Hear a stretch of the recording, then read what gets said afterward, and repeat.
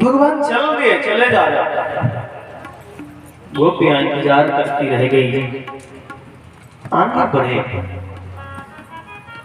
अक्रूर जी को बड़ी चिंता है, अगर हमारे कृष्ण बलराम भगवान हुए तो कंस को मार देंगे, और अगर बालक हुए ना कहीं तो कहीं कंस बालकों को ना मार दे। यमुना मैया के किनारे पहुंचे, अभी स्नान नहीं किया था, तो विचार किया मन में कि लाओ आज यमुना मैया में डुबकी मार लेते हैं। रथ यमुना मैया के किनारे खड़ा कर दिया। यमुना में डुबकी लगाने गए। जैसे डुबकी लगाई अक्रूर जी ने तो भगवान जी अंदर ही थे। अक्रूर जी से कहा, अरे चाचा तुम भी आ गए नहाने। अक्रूर ने देखा, अरे लाला तो अंदर आ गया, ये तो इसमें ये भी नहा रहा है। बाहर निकल के देखा तो सामने रथ पे लाला बैठा है। भ्रम हो गया होगा, भ्रम हो गया होगा हमें लगता है। फिर डुबकी लगाई, फिर जैसी डुबकी लगाई तो फिर लाला अंदर मिला। बार बार अंदर बाहर जैसी देखा तो आज अक्रूर घबराने लगे। भगवान चतुर्भुज रूप में प्रकट हो जाते हैं। अक्रूर से कहते हैं, अक्रूर चाचा क्यों डर रहे हो? मैं स्वयं नारायण, अहम ब्रह्मोसी, मैं ही ब्रह्म हूं, पहचानो हमें।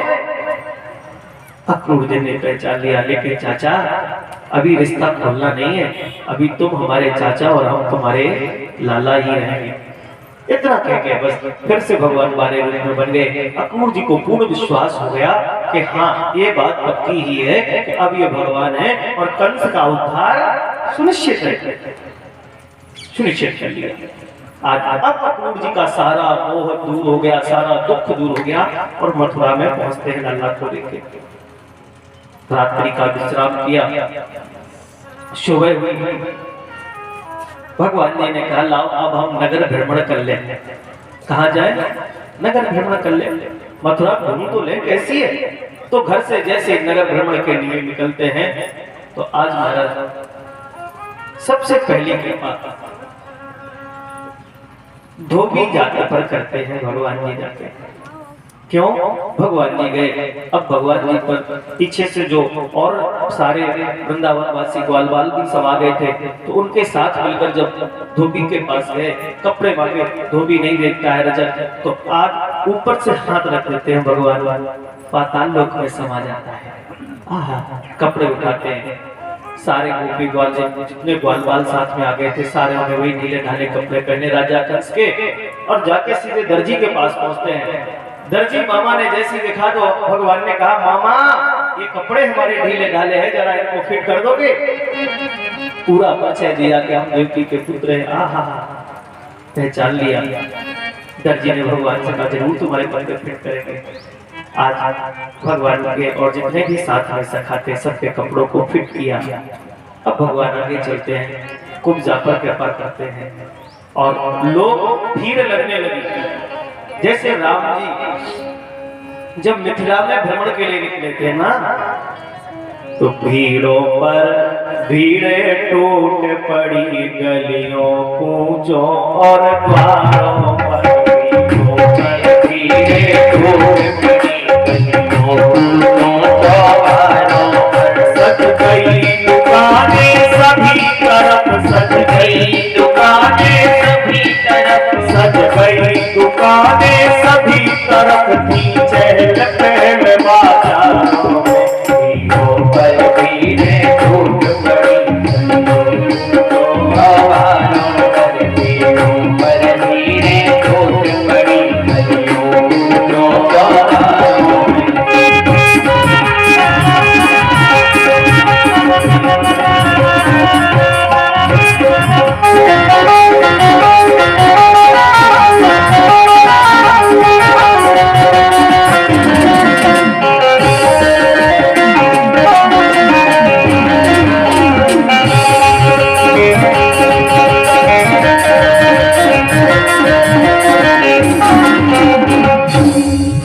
भीड़ों पर भीड़ें टूट पड़ी, गलियों पूछो और द्वारों। अब पूरे मथुरा की जितने भी नर नारी थी, माताएं थी, सब निकल आई घर से। और धाये धाम काम सब त्यागी, मनोरंग निध लूटन लागी। सारी माताएं निकल आई। अब राम जी तो सीधे चल रहे थे, किसी को देख नहीं रहे थे, लेकिन राम जी सिंह की ओर देख रहे थे। और मौसी क्या हाल है, और नानी ठीक हो, नाना कहाँ गए, और मामी क्या हाल चाल है, क्या बनायो आज, क्या चलो है। क्यों कर से कृष्णा, सब जो अपनी तरफ आकर्षित कर ले वही तो कृष्ण है। भगवान का तो नाम ही कृष्ण है।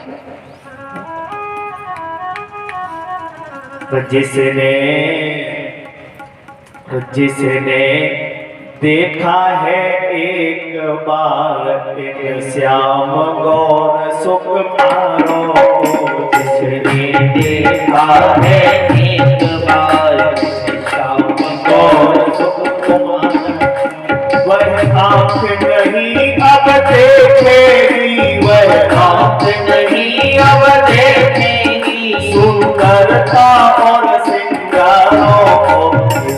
जिसने देखा है एक बार श्याम गौर सुख पारो को।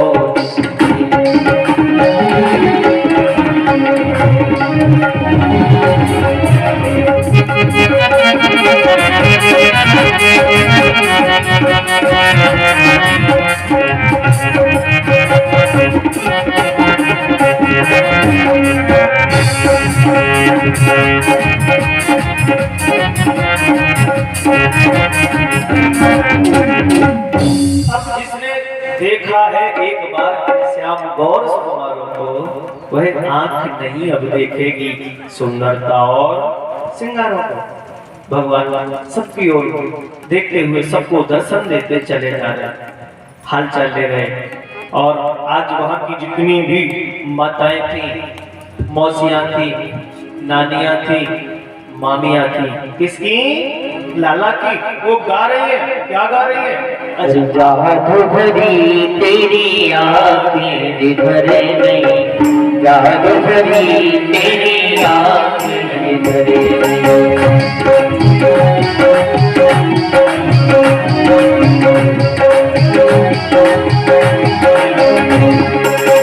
जादू भरी तेरी आँखें जिधरे नहीं, जादू भरी तेरी आँखें, जादू भरी, जादू भरी, जादू भरी तेरी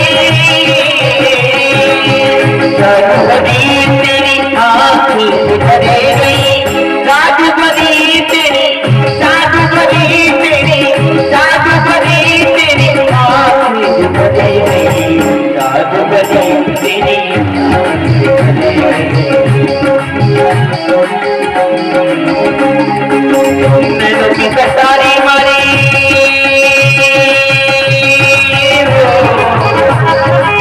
नैनों की कटारी मारी मारी मारी, छतियन से उतरे, जादू भरी तेरी आँखें जिधरे गई।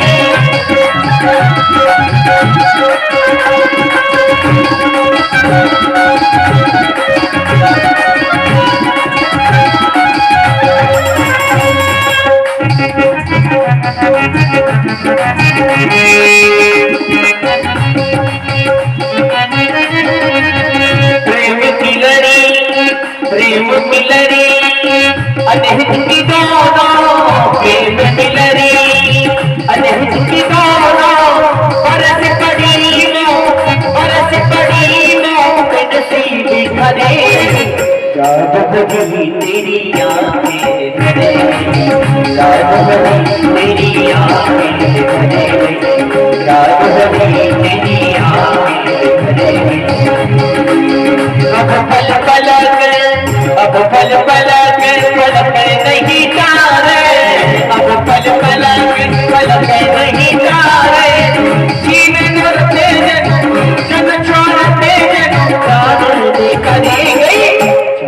भरी तेरी आँखें, जादू भरी तेरी आँखें, जादू भरी तेरी आँखें, जादू भरी तेरी आँखें, जादू भरी, जादू भरी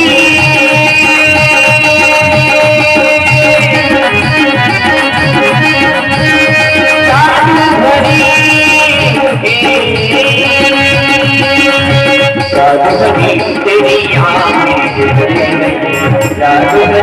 तेरी आज इस प्रकार भगवान जी सब पर कृपा करते हुए आगे बढ़ रहे हैं। हे मामा, हे मामी, हे मौसा, हे मौसी, सबसे हालचाल, नाना नानी सब मिल रहे हैं।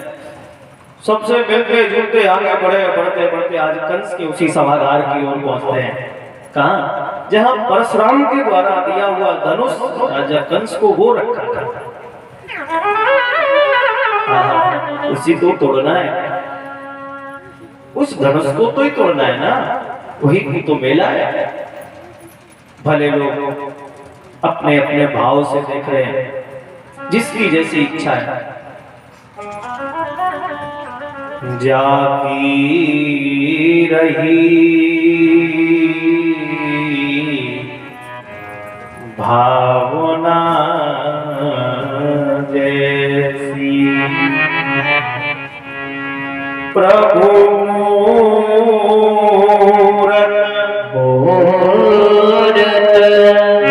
देखी तिन तैसी, प्रभु मूरत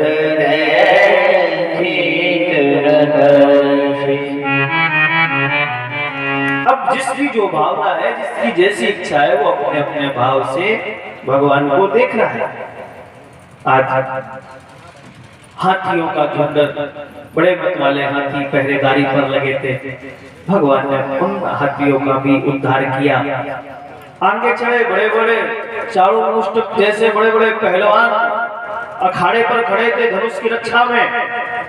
भगवान ने उनका भी उद्धार कर दिया। अब सीधे जाके धनुष के पास पहुंचे। भगवान ने धनुष को देखा, बलराम भैया से कहा, भैया बलराम, अब बोलो इस धनुष का क्या किया जाए।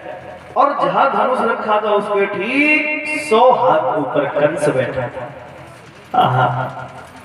अब मामा को देखा, एक निगाह भर निगाह के भगवान जी ने कहा, मामा नमस्ते, हम आ गए।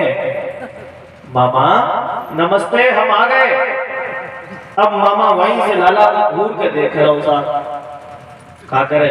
भगवान ने दाऊद जी से कहा, बोलो क्या करना चाहिए, अब देर मत करें। बोले नहीं, तो कारेण बाणेन सलीमुद्धृतं सज्जं चाकृत्वा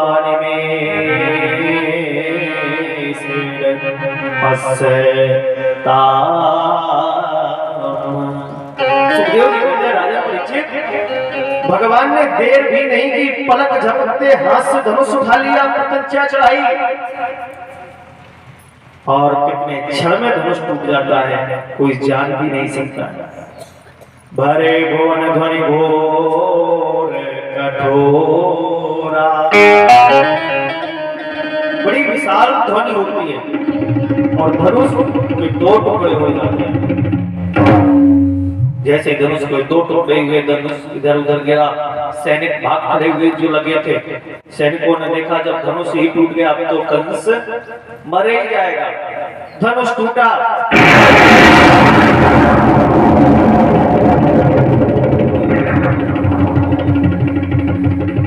टूट गया।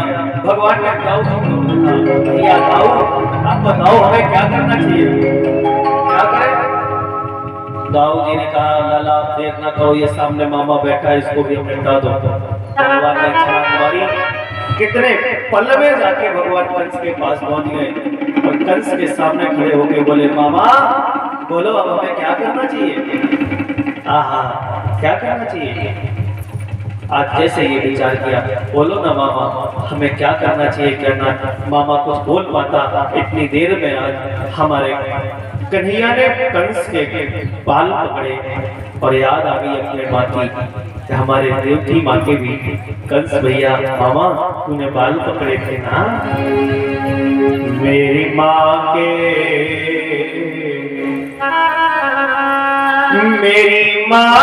केसों को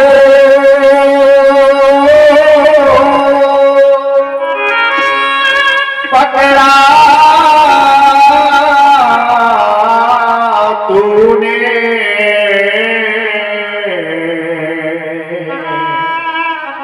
आज मैं तेरे केसों को पकड़ूंगा। भैया की याद आ गई, आहा इसने मेरी माँ के भी ऐसे बाल पकड़े थे, पकड़ लिए बाल कंस के और फेंक दिया। आज कंस उन सीढ़ियों से खड़ाता हुआ नीचे जमीन पर गिरता है। भगवान दौड़ के आए, कूद के आए और कंस की छाती पर बैठ गए। बोलो मामा तुमने बहुत दुख दिए हमारी माँ को, तुमने बहुत दुख दिए हमारे पिता को, अब क्या करना चाहिए तुम्हें? आहा आज अपनी कोहनी छाती पर रख देते हैं कंस की। भगवान ने कोहनी को छाती पर रखा और बोला मामा क्या करना चाहिए? तो आज जैसे ही भार बढ़ाया है, आहा कोहनी का भार, अब तो लोक के स्वामी, तीनों लोकों के स्वामी, जिन्होंने तीनों लोकों को बनाया, कितना भार होगा उनमें? तो एक लोक का भी भार नहीं सह पाया कंस। जैसे ही आज छाती पर हाथ दबाता चला गया, भगवान ने दबाते चले गए, वैसी छाती बीच से फट जाती है। गोविंदाय नमो नमः। जब करे डालो काली कांवर वाले, जब करे डालो काली कांवर वाले, देवी गौर वाले, काली कांवर वाले, देवी गौर वाले।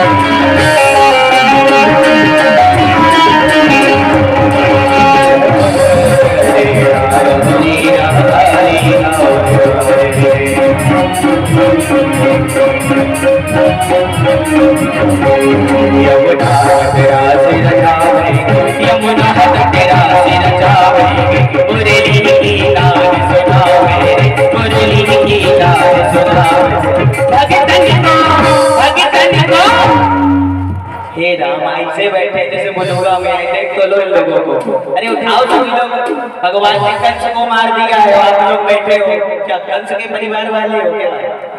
भाई कष्ट हो रहा हो कभी शांति में बैठे हो।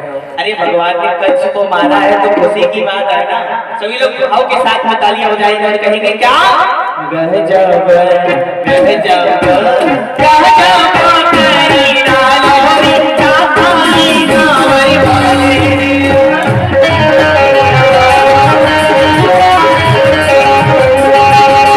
काली कावरी भजने की पिता काली कावरी भजने की पिता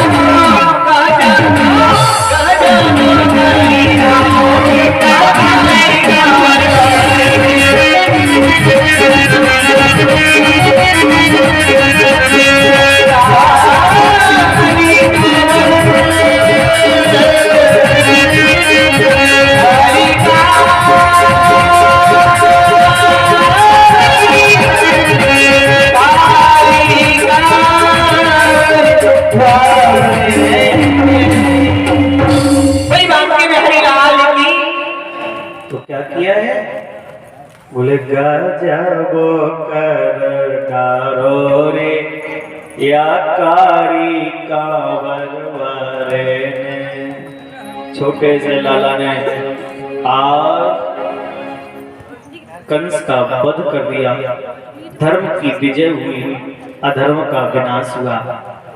ये बात सत्य है। अधर्म आप कितना भी कर लो, कहते हैं ना, तुम अधर्म की कमाई कितनी भी कमा लो, कुछ क्षण के लिए तुम्हें लगेगी कि हमें सुख दे रही है, लेकिन ये बात पक्की है, कुछ वर्षों बाद उसे समाप्त होना पड़ेगा और वो विधि व्याज के लेके जाएगी, छोड़ेगी नहीं आपको साथ। ऐसे ही आप अधर्म चाहे जितना कर लो, लेकिन ये बात सुनिश्चित है कि एक दिन धर्म की विजय होगी और अधर्म का पतन होगा, अधर्म का विनाश होगा। ये बात बिल्कुल निश्चित है। कंस का भगवान ने उद्धार किया। सुखदेव जी महाराज राजन परीक्षित से कहते हैं, परीक्षित भगवान ने कंस का उद्धार कर दिया। देवकी वसुदेव और अपने नाना अग्रसेन जी को जेल से बाहर निकाला, महाराज अग्रसेन को राजा बना दिया। मामा कंस की सारी क्रियाएं की। इधर नंद बाबा ने फिर से कहा, लाला अब चलो, तुम्हें चलना पड़ेगा, तुम बहुत दिन हो गए यहाँ, अब तो तुमने कंस भी मार दिया, सब कुछ ठीक कर दिया, चलो आओ अब वापस तो वृंदावन चलते हैं। भगवान ने कहा, बाबा अब तुम चलो, अभी हम नहीं आएंगे। क्यों? बोले इसलिए नहीं आएंगे कि कंस का जो ये अस्थि प्राप्ति है, इसके जो पिता कंस के जो ससुर हैं, वो पता नहीं अभी आक्रमण करेंगे और बड़ा बलशाली है जरासंध, और हमारे पिताजी और नाना इनसे युद्ध नहीं कर पाएंगे। तो हम देख लेते हैं, क्योंकि ये जो कंस की दोनों पत्नियां हैं वो अपने पिता के पास गई तो वो सुनिश्चित है आक्रमण करेगा, आज नहीं तो कल। इसलिए आप चलो, हम पीछे से आते हैं, हम आ जाएंगे। नंद बाबा ने कहा लाला ऐसा नहीं, हम तुम्हें छोड़ के थोड़ी ना जाएंगे, हम भी नहीं जाएंगे, हम भी तुम्हारे साथ रहेंगे। लड़ाई डंडे लाठी डंडों की लड़ाई चलेगी ना तो हम लड़ लेंगे। कन्हैया ने कहा बाबा अब ये लड़ाई लाठी डंडों की नहीं रही, यहाँ तो धनुष बाण चलेंगे, तीर तलवार चलेंगे। बाबा तुम्हारे बस की ना है, अब तुम इन ग्वालों को लेके चलो, ये ग्वाल तो लाठी चलाने में बड़े माहिर हैं, लेकिन तीर तलवार ना चला पाएंगे, इनको लेके आप। ये जैसे ही कहा नंद बाबा उदास हो जाते हैं। वसुदेव जी ने भी यही बात कही, नंद तुम तो सब जानते हो, कृष्ण तो मेरा बेटा है, हमने तो भेजा था, तुम सब सच्चाई जानने के बाद भी जिद पकड़ रहे हो, अब मेरा लाला कहीं नहीं जाएगा। नंद बाबा उदास हो गए। लाला ने समझाया बाबा तुम उदास मत हो, मैं सुनिश्चित करता हूँ, मैं बिल्कुल निश्चित करता हूँ कि मैं कुछ ही क्षण बाद में वापस आ जाऊंगा। नंद बाबा उदास होकर सारे ग्वालों को लेकर वापस वृंदावन आ जाते हैं। इधर भगवान जी गुरु जी के यहाँ पढ़ने जाते हैं। गुरु ग्रह पढ़ने गए अगुराई और अल्पकाल विद्या, पढ़ने के बाद घर पर आ जाते हैं। एक दिन क्या हुआ कि बैठे थे, यमुना मैया को देख रहे थे और ऊपर छत पर, किला के सबसे छत पर, जिस साइड से वृंदावन की ओर दिखता था कुछ, उस साइड जाके बैठ गए सबसे ऊंचे और रो रहे थे। आज वृंदावन को निहार के याद आ रही थी, मैया यशोदा, मैया देवकी आई। देवकी मैया ने देखा कि लाला रो रहा है, करुण रस का प्रधान था, लाला रो रहा है। लाला तुम्हें भूख लगी है शायद, लाला तुझे भूख लगी है, हमें लगता है। भगवान की आंखों से बड़े बड़े आंसू निकल पड़े। काहे को रो रहे हो लाला, क्या बात है?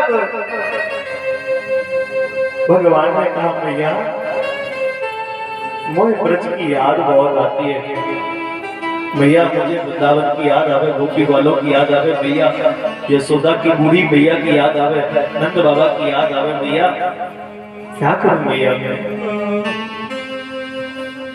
मैया मैया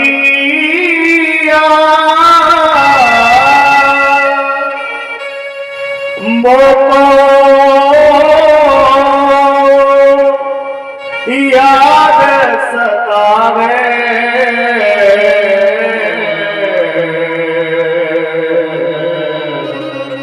मोको ब्रज बिसरत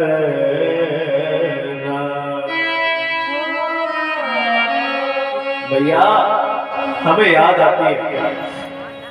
मैया देव की दौड़ के गई, एक कटोरी में माखन ले आई। लाला को माखन बड़ा अच्छा लगता है, शायद माखन की याद आती है। माखन लेके आई, जैसे कान्हा ने माखन देखा तो और रो पड़े।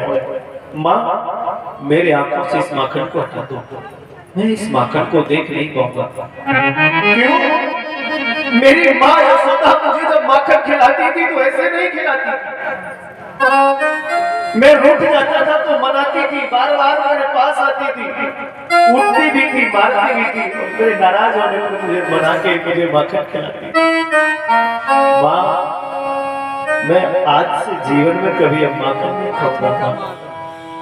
भगवान जी ने वही संकल्प कर लिया ठाकुर ने मेरे, अब जीवन में कभी माखन मेरे मुंह में नहीं जाएगा। क्यों? भैया यशोदा के हाथ का दिया हुआ माखन नहीं मिलेगा तो अब जीवन में कभी माखन नहीं खाऊंगा। भैया ने देखा कि लाला बहुत दुखी है, क्या करे? उस परिकर में उद्धव ज्ञानी माना जाता है। क्या माना जाता है? ज्ञानी। भैया देवकी दौड़ के गई, उद्धव से कहा उद्धव तुम ज्ञानी हो, चले जाओ, मेरे ज्ञान से तुम अपने ज्ञान से इस कान्हा का मोह भंग कर दो, इसे ब्रज की, इसे वृंदावन की याद ना आवे। लाला चले जाओ, लाला जाओ। उद्धव जी महाराज ज्ञान का अहंकार लेके चले। आपको मालूम है, एक बात मैं बोल देता हूँ, मेरी माँ भक्ति मार्ग, भगवान को पाने के 3 मार्ग, ज्ञान, वैराग्य और भक्ति। फिर से मैं कह सकता हूँ, ज्ञान से आप परमात्मा को तो पहचान सकते हो, लेकिन ज्ञान से परमात्मा को पा नहीं सकते। ज्ञान यदि तुम्हें हो गया है तो वैराग्य धारण कर लेना चाहिए, और जब वैराग्य सच्चा धारण हो जाएगा तो भक्ति अपने आप आ जाएगी। वो बगैर भक्ति के कल्याण नहीं होता है। आज ये अंतिम दिवस का उपदेश है, 7 दिन के उपदेश में मैं बताना चाहता हूँ। सुखदेव जी महाराज राजन परीक्षित से कहते हैं, हम यहाँ अपने परीक्षित जी से कहते हैं, प्रभु परीक्षित जी, जीवन में बगैर भक्ति के कल्याण नहीं है, और भक्ति पहली यही है, प्रथम भगति संतन कर संगा, और दूसरी रतिमम कथा प्रसंग। 9 भक्तियों में पहली भक्ति कथा प्रसंग संतों का संग है, और दूसरी भक्ति ये कथा है। और जब ये 2 आ जाते हैं तो 9 भक्तियां अपने आप दौड़ती चली जाती हैं, लाई नहीं जाती, अपने आप आ जाती हैं। बगैर भक्ति के कल्याण नहीं होता। रावण जैसा ज्ञानी ये जानता था, रावण के पास ज्ञान की कमी नहीं थी, सब कुछ जानता था। हुई है भजन न तामस देहा, मन क्रम वचन मंत्र दृढ़ एहा। मेरा उद्धार नहीं होगा। क्यों? लंका में ज्ञान तो बहुत था, लेकिन भक्ति नहीं थी। हनुमान जी सुंदर कांड में जब लंका में जाते हैं तो क्या करते हैं, बोलो आप? मैया सीता से कहते हैं, मैया ये फल बड़े अच्छे लगे। क्या लगे? बड़े सुंदर फल है। लाग देख सुंदर फल रूखा। क्या देखा? सुंदर फल है, मैया हम फलों को खाएं। तो खाने लगे। हनुमान जी जब फल तोड़ते हैं तो जैसे ही मुंह में रखते हैं तो बाहर से तो बड़े अच्छे लग रहे हैं, लेकिन अंदर रस नहीं है, मिठास नहीं है, तो गुस्सा आ जाती है, फल फेंक देते हैं, दूसरा फल तोड़ते हैं, वो भी फल बेकार था, मीठा नहीं था, तो पूरा पेड़ उठा के उखाड़ते हैं और फेंक देते हैं। क्यों? सिद्धांत है, ये ज्ञान रूपी शरीर है। क्या है? ये पंच भौतिक जो शरीर है, चित्त जल पावक गगन समीरा, ये ज्ञान रूपी है। इस ज्ञान रूपी फल में और अगर भक्ति रूपी रस नहीं है, भक्ति रूपी मिठास नहीं है, तो मैं ये कह सकता हूं, जीवन में तुम कितने बड़े ज्ञानी बने रहना, तुम्हारा उद्धार नहीं हो सकता। तुम जीवन भर दर की ठोकर खाते रहोगे और अंत में इसी संसार में विलुप्त हो जाओगे। मुक्ति नहीं मिलेगी, मुक्ति नहीं मिलेगी। और अगर मुक्ति चाहिए आपको, तो इस ज्ञान रूपी फल में आप राम रूपी भक्ति डाल लो, बस प्रेम रूपी भक्ति डालो, जीवन का कल्याण हो जाएगा, जीवन का कल्याण हो जाएगा। फिर तुम्हें भटकना नहीं पड़ेगा। तो उद्धव जी महाराज ज्ञानी तो बहुत है, लेकिन उद्धव के पास भक्ति नहीं है। क्या नहीं है? भक्ति नहीं है। उद्धव भगवान को समझाने जाते हैं, हे उद्धव, संसार में कोई किसी का नहीं है, जगत में कोई किसी का नहीं है, क्यों चिंता करते हो? अरे छूट गया तो छूट गया। भगवान समझ गए, उद्धव तुम्हें ज्ञान का अभिमान है और अहंकार भगवान का भोजन है। ये गीता में भगवान ने स्पष्ट कहा है। और भगवान के भक्त को अगर अहंकार हो जाए तो भगवान रहने नहीं देते। नारद जी को अहंकार हुआ, जीता काम अहमित मनमाही, तब नारद गगने शिव पाही। तो बोले, जब नारद जी को अहंकार हुआ तो क्या किया भगवान ने? अहंकार नारद का भी समाप्त किया। भली क्यों ना नारद ने श्राप दिया भगवान को, और भगवान इसीलिए एक अवतार लेके आए इस धराधाम पर, लेकिन फिर भी अपने भक्त का अहंकार नहीं रहने दिया। भगवान जान के उद्धव को अहंकार है। उद्धव तुम एक काम कर दो मेरा। क्या करना है? करना पड़ेगा। अगर करो तो हम बताएंगे, अगर करोगे तो बताएं, अगर ना करो तो फिर बताने का कोई मतलब नहीं है। उद्धव ने कहा नहीं, तुम बताओ ना हमें क्या करना है। अरे उद्धव तुम तो जइयो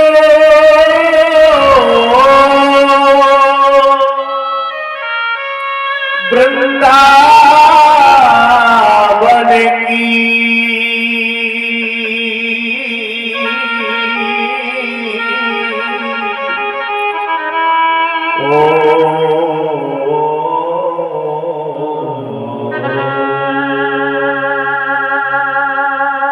बूढ़ी मैया को मैया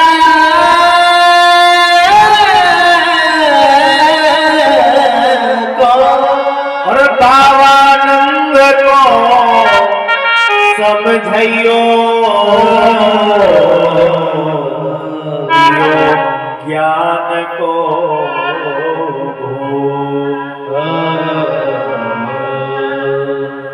गोपिन को समझियो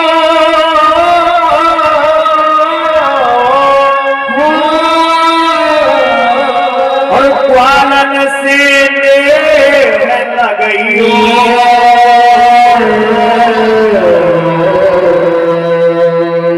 दियो ज्ञान को पटखो चले जाओ कूदो तुम वृंदावन चले जाओ गोपी ग्वालों को ये ज्ञान दे तुम ज्ञान में कुशल हो ना और हमारी प्रिया यशोदा और नंद बाबा को भी समझा देना चले जाओ उद्धव जी ने कहा कोई बात नहीं कन्हैया हम जा रहे चल पड़े साहब ये तो प्रेम की बातें हैं उद्धव। सभी लोग बड़े भाव के साथ में गाएंगे ताली बजाते हुए। ओ ये तो प्रेम की बातें हैं उद्धव, ये तो प्रेम की बातें हैं उद्धव। बंदगी तेरे बस की नहीं है, ये तो प्रेम की बातें हैं उद्धव। बंदगी तेरे बस की नहीं है।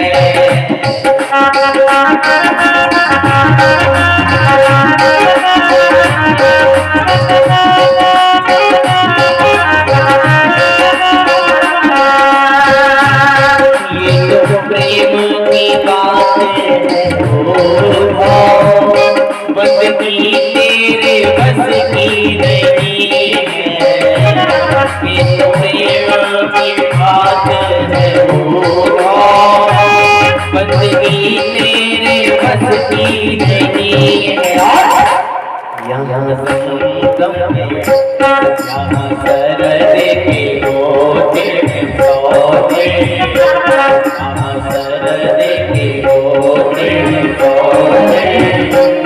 आसकी इतनी सस्ती नहीं है, ये तो प्रेम की बातें हैं।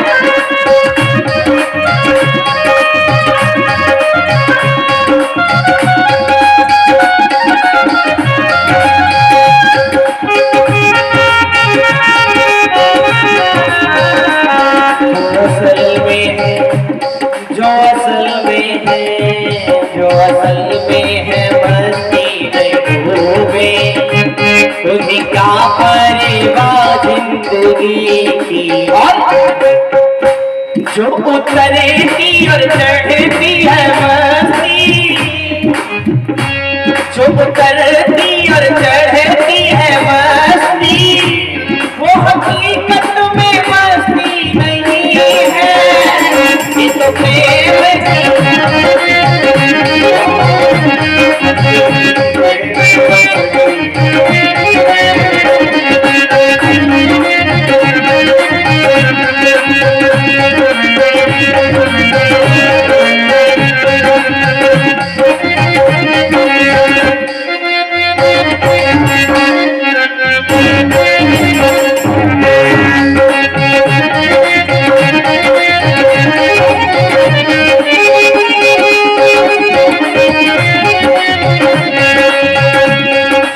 नजरों में है श्याम प्यारे, जिसकी नजरों में है श्याम प्यारे, वो नयन फिर तरसते नहीं है, जिसकी नजरों में है श्याम प्यारे, वो तो रहते हैं जग से न्यारे। नजर में है मोहन समाई, इस नयन में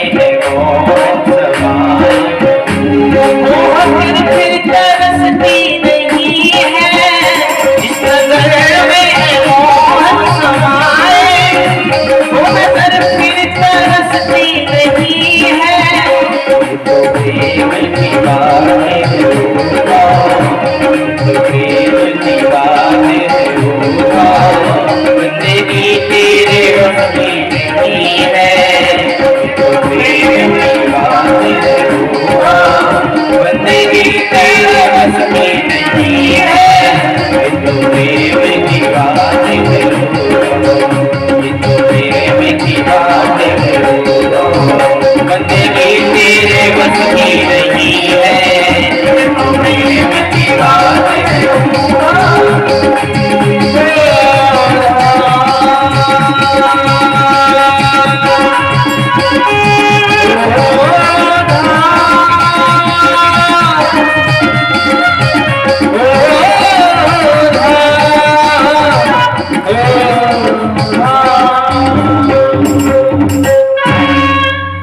ये तो प्रेम की बात रूधो बंदगी तेरे बस की नहीं है, यहाँ सर्द के होते हैं सौदे, आस की इतनी सस्ती नहीं है। सुखदेव जी महाराज राजा परीक्षित से कहते हैं ज्ञान वैराग्य की और भक्ति की याद क्या हो रहा है स्पर्धा। इधर वृंदावन में भक्ति है और उद्धव ज्ञान लेके आ रहे हैं। उद्धव और भक्ति का गोपियों का संवाद होता है, नंद रानी का नंद बाबा का उद्धव जी से संवाद होता है। आज उद्धव जी अपने ज्ञान को पराजित मानते हैं, ज्ञान किसी काम का नहीं है। मैं भी आपसे एक निवेदन करना चाहता हूँ, जिंदगी में तुम ज्ञानी तो बनिए, लेकिन इतने ज्ञानी ना बनना कि बाद में तुम परमात्मा से दूर हो जाओ। हमने बहुत से लोगों को देखा है, बड़े बड़े कथावाचक होते हैं, बहुत बड़े संत महात्मा होते हैं, इन लोगों का अंत क्यों बिगड़ जाता है? कभी आपने इस पर विचार किया? बड़े बड़े संत, बड़े बड़े ज्ञानियों का अंत इसीलिए बिगड़ता है क्योंकि इन्हें अहंकार होता है कि हम ज्ञानी हैं। जब ज्ञान का अहंकार जिसे होगा साहब, उसका अंत बन ही नहीं सकता। अंत उसका बन रहा है जिसे ज्ञान का बोध नहीं, सिर्फ भक्ति का बोध हो। ज्ञान का मतलब जानते हैं क्या? जैसे हम आचार्य लोग हैं, हम लोग जब भोजन करते हैं तो मंत्र पढ़ते हैं। क्या पढ़ते हैं? मंत्र। हरि ओम नमः शिष्णोदहु शंप्रदा पद्मं भूमिर्सह श्रोता तथा लोकान कल्पयन्ति। अच्छा मैया, अब ये बताओ, आपको मंत्र याद नहीं है और हमने आपको खाना दे दो, अब आपको भाव तो है भोग लगाने में, तो कैसे लगाओगे? ठाकुर जी को सामने रख लिया, ठाकुर जी को उठाया, अपने सामने बिठाया, और ठाकुर जी को बिठाने के बाद क्या किया आपने? गोविंद चले आओ, आंखें बंद है, गोपाल चले आओ, मुरली धर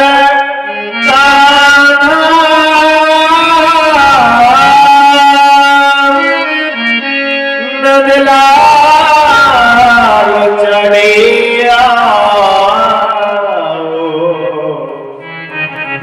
गोपाल चले।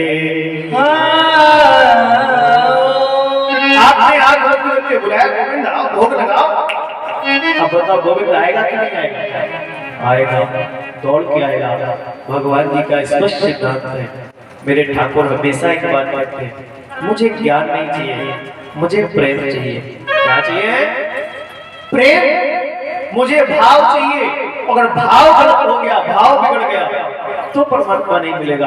आप भगवान से रिश्ता बनाओ, कोई सा भी रिश्ता हो। आप पुत्री का रिश्ता बना लो, आप माँ का रिश्ता बना लो, आप नानी बन जाओ भगवान की, आप दादी बन जाओ भगवान की, आप चाची बन जाओ भगवान की। मैं वादा करता हूँ भगवान तुम्हें उसी रूप में मिलेगा, उसी रिश्ते में तुम्हें परमात्मा दिख जाएगा। लेकिन रिश्ता मजबूत होना चाहिए। और हम तो एक बात कहते हैं, बाबा गोस्वामी जी ने लिखा है ना, भाव को भाव अनख आलस्य।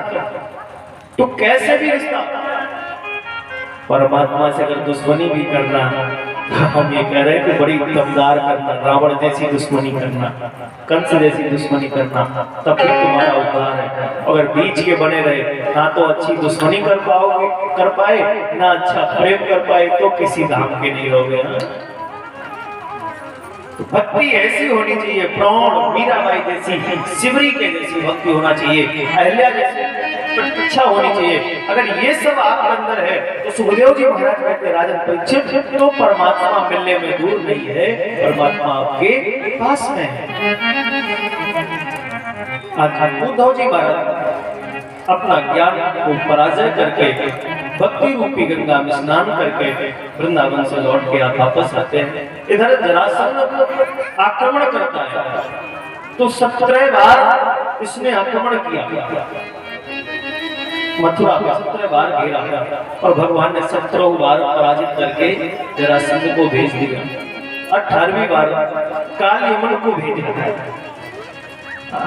भगवान ने आज सबसे कहा, देखो भैया, नाना जी और अपने पिताजी से भी कहा, अब हम लोग मथुरा छोड़ देते हैं, अब हम लोग इस नगर को ही छोड़ देते हैं। तो आज समुद्र में द्वारिका का निर्माण किया है, पूरे स्वजनों को पहले वहां भेज देते हैं, बाद में यहाँ युद्ध होता है, भगवान आज रण छोड़ के भेजते हैं। तो एक नाम परमात्मा का 18वीं बार में रण छोड़ भगवान पड़ा, तो बोलो रण छोड़ भगवान का जय हो। तो आज रण छोड़ भगवान को जब दौड़े भागे भगवान, मुझको ऋषि सो रहे थे, तो आज उनके ऊपर आज अपना सीतांबर आज उड़ा दिया, और उड़ाने के बाद भगवान वही गुफा में छिप गए। काले में पहुंचता है, छाती पर लग पड़ता है, खींचता है, आज जैसे खींचता है तो आज देखते ही काले में वशम हो जाता है। परमात्मा जाके पुनः से जाके द्वारिका में पहुंच जाते हैं, द्वारिका में प्रविष्ट कर जाते हैं। इधर आगे धीरे धीरे समय बढ़ा, अब द्वारिका में भगवान तो पहुंच गए। अब भगवान वसुदेव जी के दोनों बच्चों के अभी तक विवाह नहीं हुए, कोई विवाह वाले आई नहीं रहे, कोई विवाह वाले। एक बात हम आपको बोले, बुरा ना मानना, विवाह की आजकल बड़ी लंबी समस्या चल रही, बोलो चल रही कि नहीं चल रही? बताओ किनके लड़कन के ब्याह होने, किनके बिटियन के होने, बताओ बोलो। अच्छा, विवाह की समस्या चल रही कि नहीं चल रही? आजकल हम जहाँ जहाँ जाते हैं तो बड़ी लंबी समस्या चल रही है। क्यों? कारण समझ रहे हो? ज्यादा बड़े आदमी के लड़के के विवाह बड़े आफत में, सुन लो हम बता दें ब्याह किनके आफत में और किनके जल्दी हो जाएगा। हाँ समझ में ना, बड़ी बात गंभीर बात है। ज्यादा बड़े आदमी के लड़कों के विवाह आफत में नहीं होते, उनके दरवाजे कोई नहीं जाता था। और ज्यादा छोटा आदमी गरीब हो उसके लड़के के विवाह आफत में, और जो मध्य के हो जाए उनके ब्याह 50। बड़े आदमी के घर है तो देखो चाय खूब नमकीन भरी प्लेटर की प्लेट है कि शायद ब्याह वाले आए पानी पिए आए, लेकिन साहब कोई जाते ही नहीं। कहे कारण ये दरवाजे तक गया, दिखा रहे यार यहाँ तो भैया बड़े आदमी हमारे बस की नहीं है, हम चले तो दरवाजे से लौट। अब ज्यादा छोटा आदमी है, अरे साहब हमसे इक्कीस तो हो गए, बिटिया वाला क्या कहेगा, अरे हमसे इक्कीस तो हो बनेगा, ऐसे विवाह नहीं बनेगा। बात बड़ी गंभीर है, विवाह की समस्या होती है। तो आज भगवान कृष्ण और बलराम के अभी तक कोई विवाह वाले भी नहीं आए, कोई विवाह वाले नहीं आए। दाऊ जी का तो विवाह हो गया, जैसे तैसे करवा दिया गया, लेकिन अब भगवान का तो विवाह ही बिल्कुल नहीं हो रहा।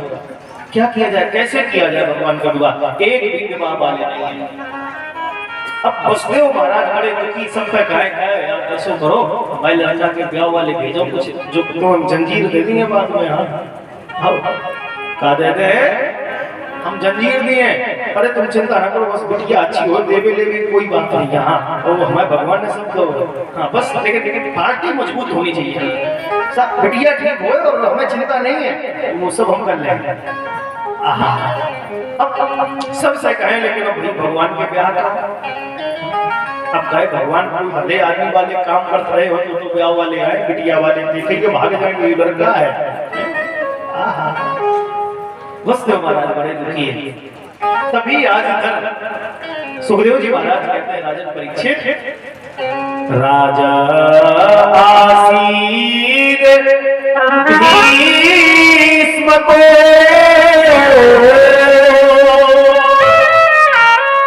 नाम विदर्भाधिपतिर्महान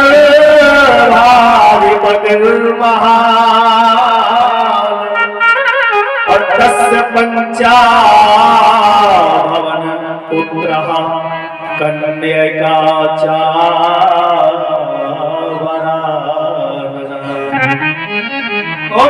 विदर्भ देश के राजा भीष्म की एक बेटी है और 5 पुत्र हैं। कितने पुत्र हैं?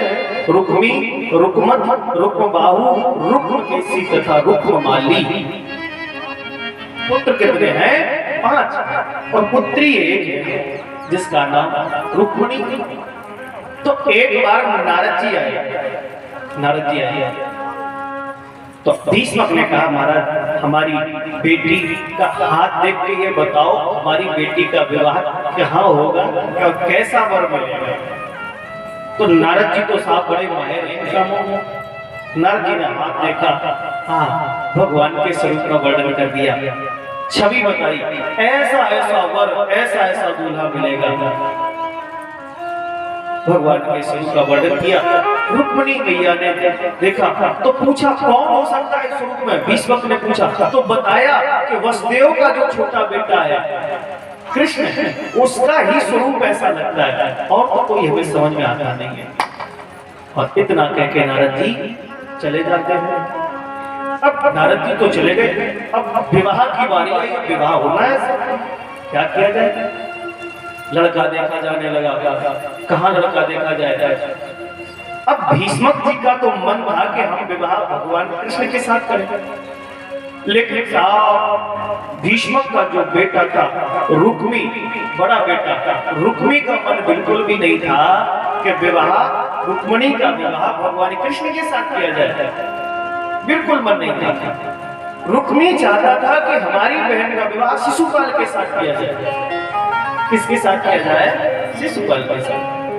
अब ब्याह की तैयारी हो गई, अपने पिता का विरोध कर दिया, नहीं भगवान कृष्ण के साथ विवाह नहीं होगा, शिशुपाल के साथ विवाह होगा। रुक्मी जाता है शिशुपाल के घर, जाके शिशुपाल के यहाँ धरोहर रख देता है, विवाह पक्का कर देता है। शिशुपाल घर से बारात लेके चलता है, इधर मैया गिरजा मैया के मंदिर में जाती है। कहा जाती है गिरजा मैया के मंदिर में पूजन करने के लिए। जब बेटियों का विवाह होता है तो पहले हमारी बेटियां कहाँ जाती हैं? गिरजा माता के मंदिर जाती है सुहाग लेने। सीता मैया भी गई थी ना, तो मैया भी गई है सुहाग लेने। और सुहाग लेने जब मैया गई है तो मैया की स्तुति करने लगी। क्या अब हमें एक बात बता दें, इन माताओं से अगर तुम्हें दक्षिणा लेनी है, ये पंडितों के लिए है अच्छी बात। हम बता दे रहे हैं, देखो हमारा विरोध न करना। अभी चढ़ा देना दक्षिणा, नहीं तुम कहो नहीं, तो पंडित जी ने बता दी बात। अगर इन माताओं से दक्षिणा मोटी लेनी है तो हम जैसे लोगों को, आचार्यों को क्या करना पड़ता है बोलो? इनकी बड़ाई झूठी वाली। कैसी वाली? मामी समझ रही है? हम तुम्हारी सच्ची वाली बड़ाई कर रहे हैं। मामी सब हमें लेने बटर, कौन सी माला हो? बस होने वाली बटर माला चाहिए। देखो माई ने रुका है। अच्छा डरी गए? ठीक, डरी रहा तो हाँ खैर कोई बात नहीं बोलो। राधे राधे। तो इनकी बड़ाई करनी पड़ती माता, और ये माताएं खुश हो जाए तो साहब पता नहीं खा देते। खूब ले जाओ सब तिजोरी या खुली देना, ले जाओ सब। हाँ माई फिर ना माई को बेचारी माई हमें गुस्सा हो तो ले जाओ। तो माताओं को अगर खुश करना है तो तुम्हें नियम बता दें आज से, सुनो। इनकी बड़ाई करो। कैसे करो? अगर तुम मैया से तुम्हें अच्छी चाय पीनी है, कपड़े धुलवाने हैं बढ़िया साफ सुथरे, और अगर माताओं से तुम्हें दक्षिणा लेनी है तो तुम समझो अच्छा भोजन करना है तो क्या करो? इनकी बड़ाई करो, इनके पिताजी की। किनकी? अरे मैया तुम्हारे पिताजी को हम जानत है, तुम्हारे पिताजी को जलवा बहुत है। तुम्हारे मैया तुम्हारे पिताजी कैसे कौन है? और फिर ये खुश ना हो तुम्हें अच्छी चाय न मिले तो इनके पति की बड़ाई करो।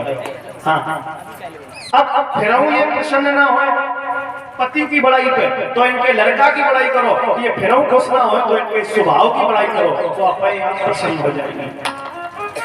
यही सीता मैया ने किया और यही रुक्मिणी मैया ने किया। कैसे बड़ाई करने लगी? जय जय गिरवर राज किशोरी, जय गिरवर राज किशोरी, जय गिरवर राज किशोरी, जय गिरवर राज किशोरी। जय जय गिरवर राज किशोरी, हे हिमाचल राज्य की पुत्री तुम्हारी जय हो। लेकिन मैया प्रसन्न नहीं हुई। जब नहीं हुई तो जय महेश मुख चंद्र चकोरी, जय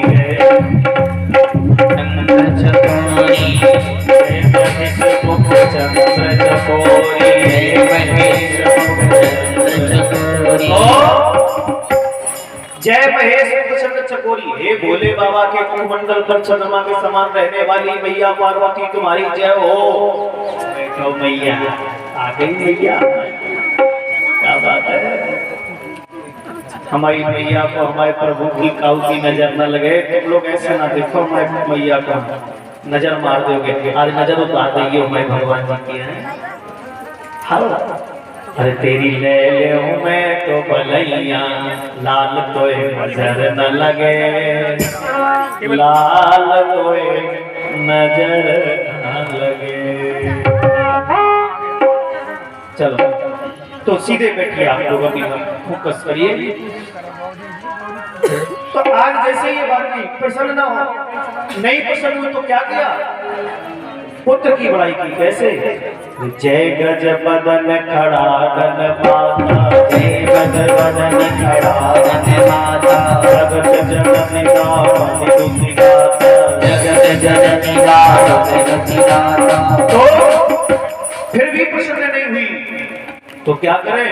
मैया की स्वयं बड़ाई की है। किसने? मैया ने। देव पूज पद कमल तुम्हारे, तुम्हारे सुर नर मुनि सब मैया प्रसन्न हो गई। मैया ने कहा मांगो देवी रुक्मिणी, तुम्हें जैसा वरदान मांगना हो तुम मांगो। तो मैया रुक्मिणी ने कहा मेरे मन में जो है मोर मनोरथ जाना के बसम सदा और पुरुष वही के। आप मेरे हृदय की सारी भावना जानती हो माँ। अब मुझे कुछ नहीं मांगना, आप ही जो कुछ आशीर्वाद देना हो तो दे दो। तो मनोजाहि राचे मिले सोवर सहज सुंदर सागरो, करुणा निधान सुजान सील स्नेहु जानत रावरो। मैया ने अपनी मैया को आशीर्वाद दिया। जैसे आशीर्वाद दिया, इधर रुक्मिणी मैया ने एक पत्र लिखकर भगवान को भेज दिया, ब्राह्मण देवता से जाओ परमात्मा से कह दो, जाके मेरे कन्हैया से कह दो चले आओ मुझे ले जाओ। इधर जैसे ही पत्र मिला उधर से भगवान चल पड़े आज लेने के लिए रुक्मिणी मैया को। और इधर रुक्मिणी के बड़ी गहरी सुरक्षा लगाई गई चारों तरफ। और इधर रुक्मिणी मैया गा रही है, क्या गा रही है? आओ मेरी सखियों मुझे मेहंदी लगा दो, और मेहंदी लगा दो मुझे इतना सजा दो।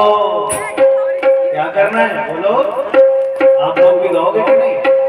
अच्छा मेहंदी लगवानी है तो लगवाओ। और मैया रुक्मिणी गा रही है क्या?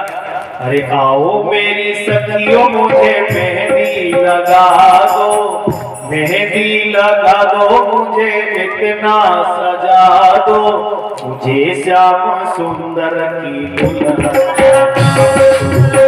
श्याम सुंदर की दुल्हन। आओ मेरी सखियों मुझे ऐसा सजा दो, ऐसा सजा दो मुझे मेहंदी लगा दो, मुझे श्याम सुंदर की दुल्हन बना दो, मुझे श्याम सुंदर की दुल्हन बना दो।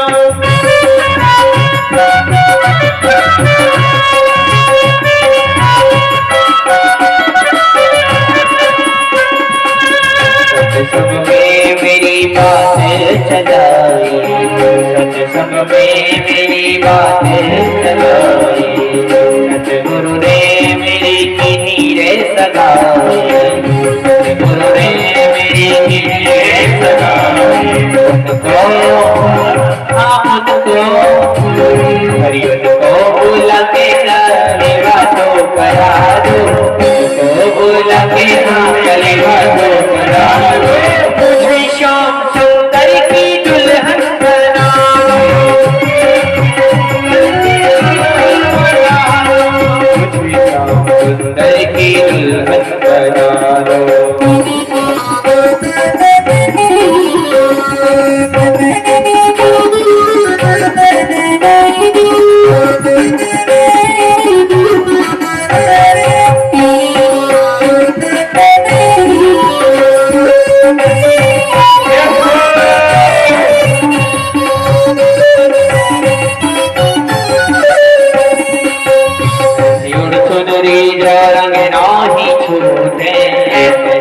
चुनरी जो रंग नाही छूटे, सबर दूल्हा जो कब हो न रूठे, सबर दूल्हा जो कब हो न रूठे।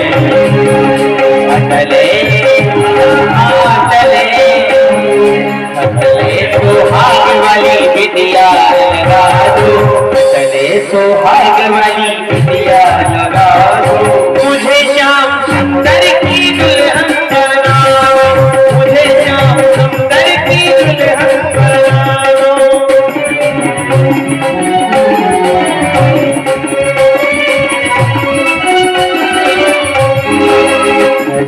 छोड़ी जो कब हो न छूटे, प्रेम कथा गाये कब हो न छूटे, प्रेम कथा गाये कब हो न छूटे। आज मेरी मोतियों से मांगे सदा दो, आज मेरी मोतियों से मांगे सदा दो, मेरी सखियों मुझे मेरी लगा दो,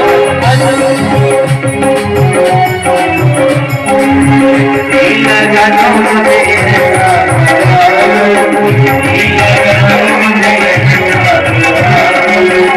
श्याम सुंदर की दुल्हन बना दो, मुझे श्याम सुंदर की दुल्हन बना दो, मुझे श्याम सुंदर की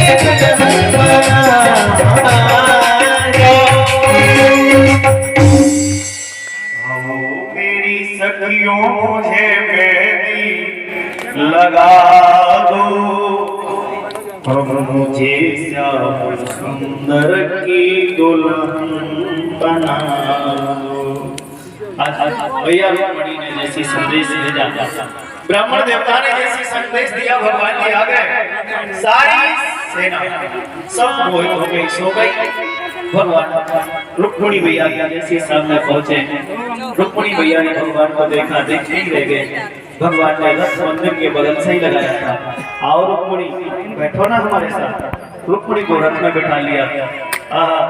रुक्मी भाई आ गया विरोध करने के लिए। भगवान ने रुक्मी को बांध के पीछे डाल लिया, रथ के पीछे डाल लिया। बोले चलो तुम आगे चल के काम आओगे, धान को भाई के रथ तोड़ा दिया। आके द्वारका में पहुंचते। आज भगवान ने देखा